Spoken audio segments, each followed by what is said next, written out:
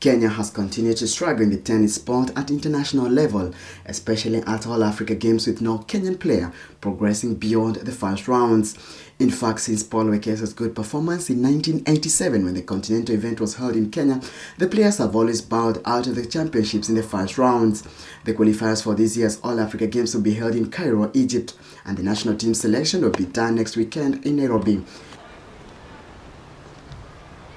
Among the players selected for the qualifiers is the 16-year-old Jibril Teja, currently schooling at Millfield Senior School here in London. Teja beat Malezi School's Amadi Kagoma 6-2 in a tough match played at the school's grass court. It is not the first time these two players met in a competitive match, as they played together as juniors at Sadili Oval Center years back. However, Teja will not be available for the national team selection as he is sitting his exams from next week. He's, however, optimistic that he'll get time to play for his beloved country at the All Africa Games in Mozambique later in the year.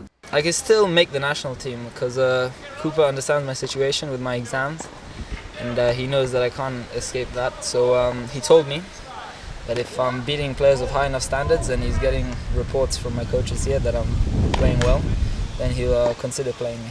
In his match against Amadi, Teja once again showed why he's the current Kenya #1 with strong serves that saw him win 3 straight games in the first set. And he confirms that service was his strongest attribute.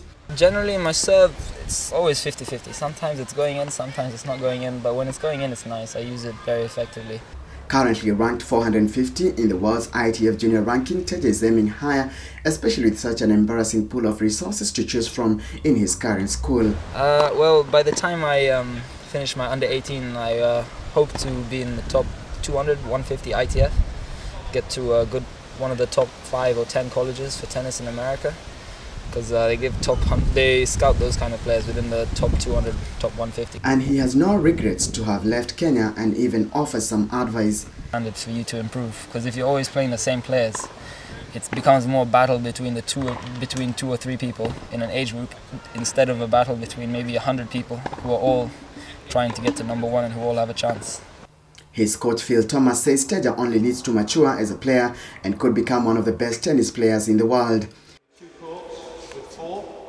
Yeah, I think he's got a good chance. I think he's a big, heavy hitter of the tennis ball. He's a powerful lad. He's aggressive. He likes to take the ball on. He just sometimes needs to be a little bit more consistent and solid with his play. He's a little bit hot and cold.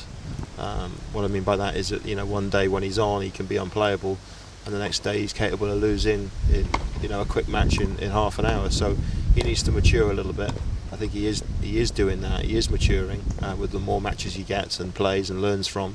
But I think he has a chance. Meanwhile, Kenyan players posted mixed results in Thursday's matches played at the unfamiliar grass courts of Millfield School. Jamil Luvembe won his match 6-love against Corey Nichols. Yurav Kuma beat Kenya's Richard Oko 6-1 in the other match, while Henry Ayesega beat Ross Price 6-3. Being the first time for our players to play on grass courts competitively, head coach Odera was satisfied with the boys' performance, adding that this will help them in future. Especially at the higher level it would, because the way grass is played, you've seen it even with top players. Some of them have not been able to win Wimbledon simply because they're not familiar with grass, playing on grass. So it does make a difference. And as the trip to the United Kingdom ends on Friday, there are renewed hopes that the Kenyan players will be able to face the rest of the regional opposition. Trip, we came out to be challenged, and we were challenged. We played 4 different schools. We did extremely well on 3 of them, but we knew that the last one was going to be the most difficult one. The team is expected back in Kenya on Sunday morning, completing a 2-week tennis tour here in the UK. During the tour, the players played against 4 top schools in England: Njoroge Githinji, K24 Sports, Somerset Town in UK.